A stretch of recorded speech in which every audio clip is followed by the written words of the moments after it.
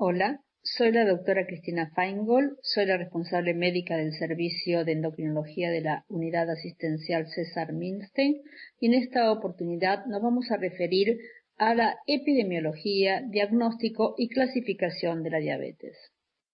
Con respecto a la epidemiología, vamos a tomar los datos de la Federación Internacional de Diabetes y en este caso los últimos publicados fueron en el año 2017. Entre lo destacado de este atlas podemos decir que, comparado con el 2015, hay 10 millones más de adultos con diabetes mellitus. También comparado con el 2015, hay 8 millones más de adultos mayores de 65 años. También hay 19 millones más de adultos con diabetes mellitus, comparando también con el año 2015.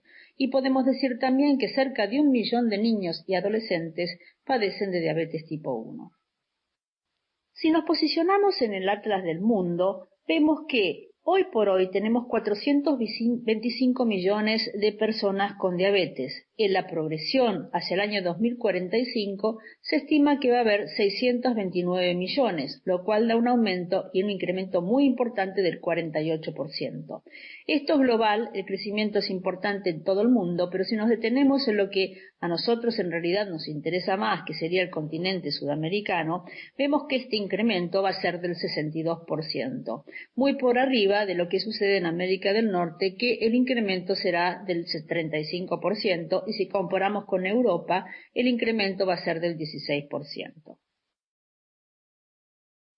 Si observamos nuevamente la progresión desde el 2017 hacia el 2045, vemos que no solo se incrementa notablemente la población, sino que el incremento mayor será justamente en los sujetos entre 65 y 79 años de edad, es decir, vamos a tener más pacientes con diabetes tipo 2 y más adultos mayores con diabetes tipo 2 que lo que tenemos en el 2017. Diagnosticar la diabetes a tiempo es importante porque a través de sus complicaciones se aumenta la tasa de mortalidad. Como vemos en este gráfico, en Latinoamérica, la mortalidad por diabetes asciende al 0.2 millones de personas por año. Lo mismo sucede en Norteamérica, donde la tasa es del 0.3 y en Europa asciende al 0.5 millones de personas por año. De acuerdo a los datos del Centro Nacional para la Prevención de Enfermedades Crónicas y Promoción de la Salud de Estados Unidos, en el año 2011, la diabetes era la causa principal de insuficiencia renal, la causa principal de enfermedad cardíaca, la causa principal de accidente cerebrovascular, la causa principal de casos nuevos de ceguera, la causa principal de amputaciones no traumáticas y la séptima causa principal de muerte. ¿Qué sucede en la Argentina? En el año 2009, la segunda encuesta nacional de factores de riesgo determinó que el 9.6% de la población argentina tiene diabetes, que esto implica una cifra importante de personas, que aproximadamente la mitad de ellas desconoce el diagnóstico de la misma y que solo el 30% de estas personas reciben tratamiento. Ahora bien, estas cifras que acabamos de mencionar eran hasta el año 2009. Este año se acaba de publicar la última encuesta nacional de factores de riesgo que nos aportan nuevas cifras. En este gráfico tenemos los datos de las 4 encuestas, 2005, 2009, 2013 y 2018.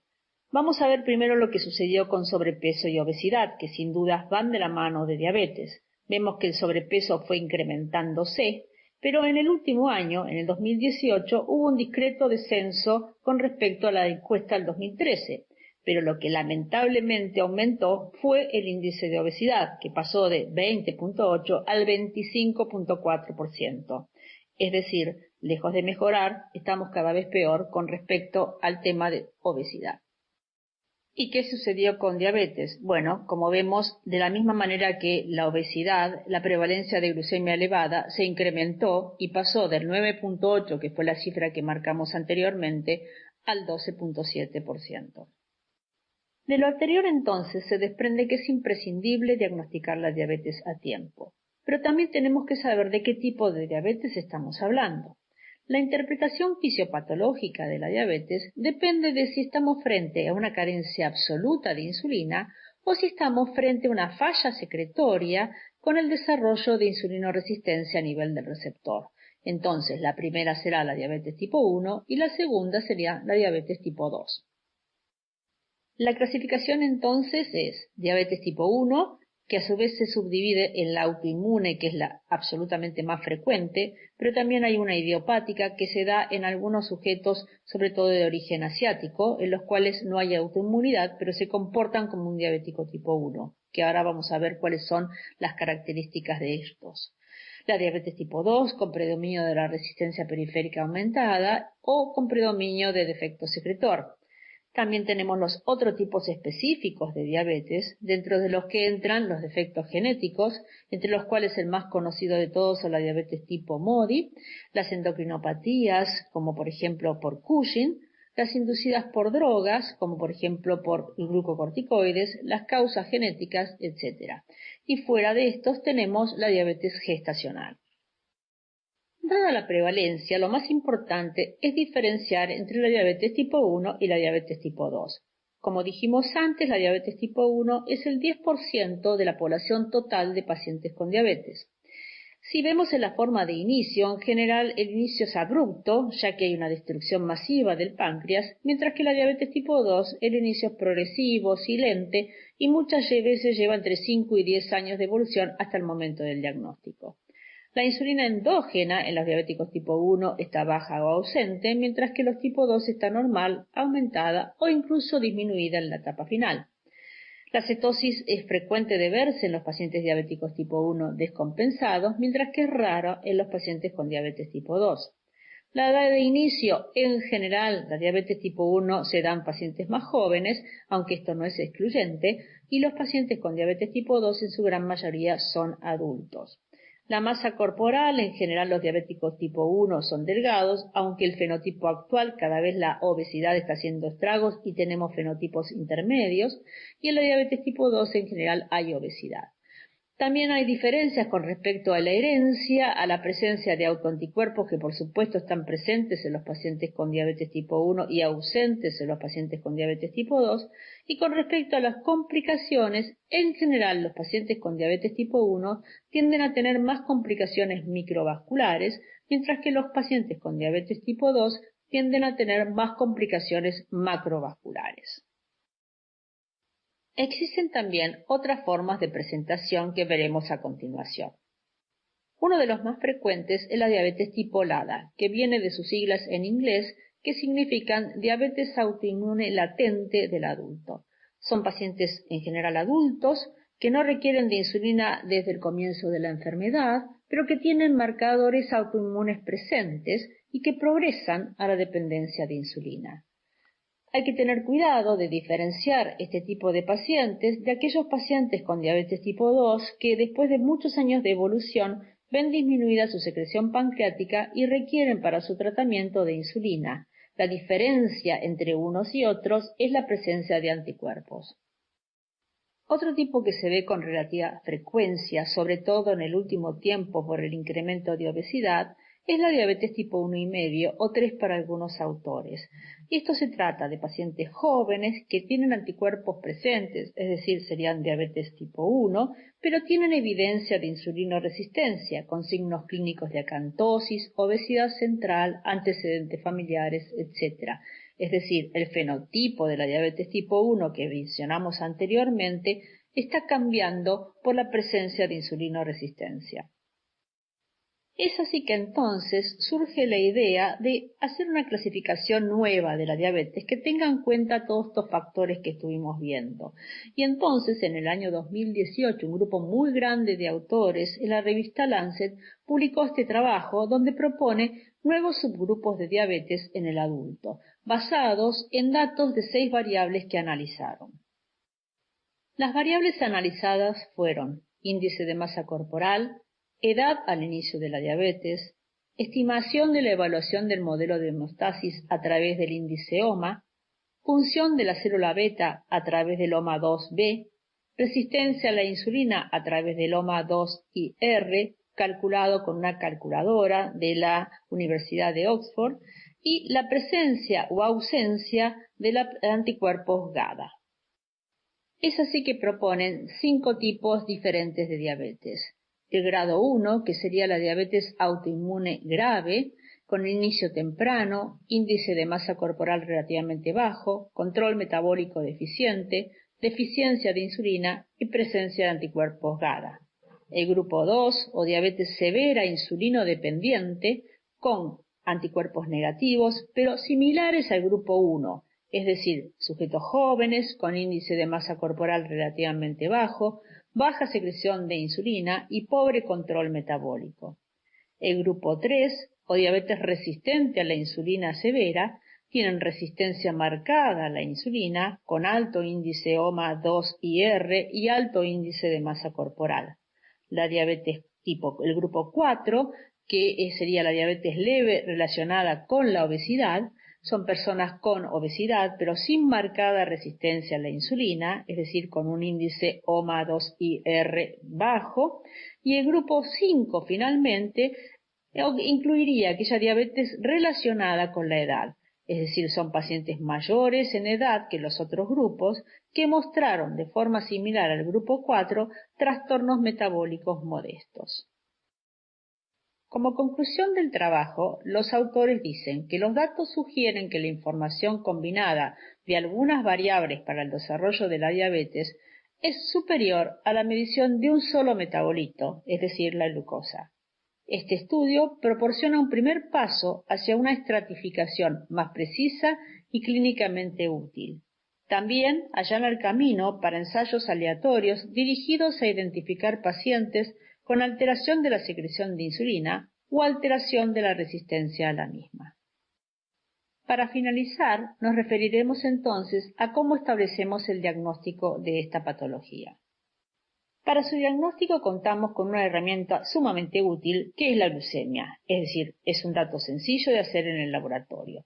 Pero ¿cómo establecemos el criterio diagnóstico de diabetes? Entonces decimos que un sujeto tiene diabetes si presenta síntomas de la misma, es decir, poliuria, polidipsia y pérdida de peso, y presenta una glucemia aislada en cualquier momento del día, sin importar la última ingesta, de 200 miligramos por decilitro o más. O si presenta una glucemia plasmática de ayunas de 126, luego de un ayuno de 8 horas, o si presenta una glucemia a las 2 horas post-carga de 200 miligramos por decilitro. Aclarando que cuando hablamos de carga, hablamos de una sobrecarga con 75 gramos de glucosa en 375 centímetros cúbicos de agua. En ausencia de hiperglucemia franca, estos criterios deben ser reconfirmados repitiendo la prueba en otro día. La curva no es recomendada para el uso clínico de rutina. Entonces el algoritmo diagnóstico quedaría constituido de la siguiente forma. Si tomamos la glucemia de ayunas, decimos que la glucemia es normal cuando la glucemia de ayunas está por debajo de 110. Decimos que el sujeto presenta una glucemia alterada de ayunas cuando tiene una glucemia entre 110 y 126. Y decimos que el sujeto tiene diabetes si tiene una glucemia de ayunas por arriba de 126 miligramos por decilitro. Por el otro lado, si lo que utilizamos son los datos de las 2 horas luego de la carga, decimos que un sujeto tiene normoglucemia si la glucemia a las 2 horas está por debajo de 140 miligramos por decilitro. Decimos que el paciente tiene una tolerancia alterada a la glucosa cuando este valor está entre 140 y 200 miligramos por decilitro. Y decimos que presenta diabetes cuando este valor está por arriba de los 200 miligramos por decilitro. Como habrán observado en el cuadro anterior, se propone como glucemia normal aquella que está por debajo de 110 miligramos por decilitro. Sin embargo, hay mucha discusión al respecto. El límite superior aceptado por la Sociedad Argentina de Diabetes de 110 fue tomado a partir de la experiencia clínica de los laboratorios. Sin embargo, la Sociedad Americana de Diabetes acepta como límite superior de normalidad la glucemia de 100.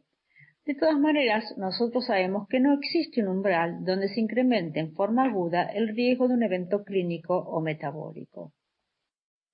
Dada la discusión de qué límite aceptar, en el año 2006 la Sociedad Argentina de Diabetes se reunió para establecer el consenso sobre el criterio diagnóstico de la glucemia alterada de ayunas.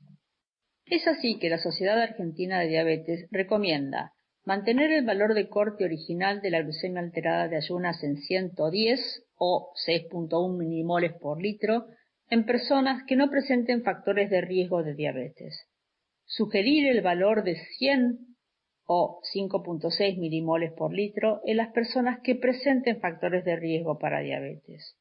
Promover el desarrollo de investigaciones evaluando las modificaciones propuestas, prescribir cambios en el estilo de vida en aquellos sujetos que presenten glucemia alterada de ayunas y no utilizar el término prediabetes para referirse a personas con glucemia alterada de ayunas. Posteriormente, en el año 2010, en las jornadas rioplatenses realizadas en Uruguay, se discutió sobre las convergencias, divergencias, variabilidad, puntos de cortes e indicación de la glucemia de ayunas, la hemoglobina glicosilada y la insulinemia. Dado que la mayor parte de las asociaciones científicas, como vemos en este cuadro, adoptan como glucemia normal la glucemia por debajo de 110, la Sociedad Argentina de Diabetes decide continuar con este criterio diagnóstico.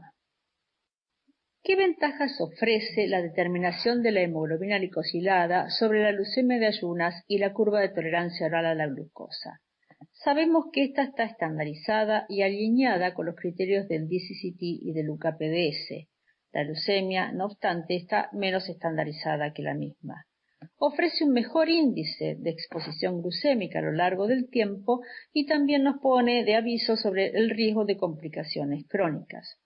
Tiene una menor variabilidad biológica, una menor inestabilidad preanalítica, no requiere de ayuno para su realización, relativamente no es afectada por las perturbaciones agudas de la glucemia, como por ejemplo el estrés y las infecciones, y corrientemente es utilizada para guiar el manejo y ajustar el tratamiento, como todos ustedes verán más adelante en los algoritmos terapéuticos.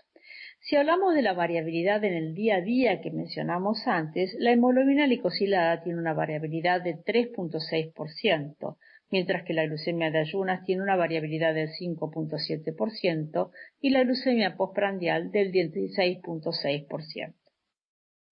Sin embargo, la hemoglobina glicosilada en la Argentina no es utilizada para el diagnóstico de diabetes porque ofrece algunas desventajas. Por ejemplo, la gran profusión de métodos existentes en el mercado que no alinean con los criterios del DCCT o KPDS. Por otro lado, sabemos que los valores pueden ser afectados por otras condiciones clínicas como el embarazo, hemoglobinopatías, etc., que hay que tener en cuenta para la interpretación de los resultados. Sin embargo, cuando contamos con la posibilidad de poder realizar la hemoglobina glicosilada de la manera correcta, podemos utilizarla así para diagnóstico. Y es así que la Sociedad Americana de Diabetes propone como diagnóstico a la hemoglobina glicosilada y dice: hablamos de diabetes ante la presencia de una hemoglobina glicosilada por arriba de 6.5%. Entonces, el cuadro diagnóstico quedaría conformado de la siguiente manera. Hablamos de normalidad para la Sociedad Americana de Diabetes cuando la glucemia de ayunas es menor de 100, cuando la glucemia a las 2 horas poscarga es menor de 140 y cuando la hemoglobina glicosilada está por debajo de 5.7%.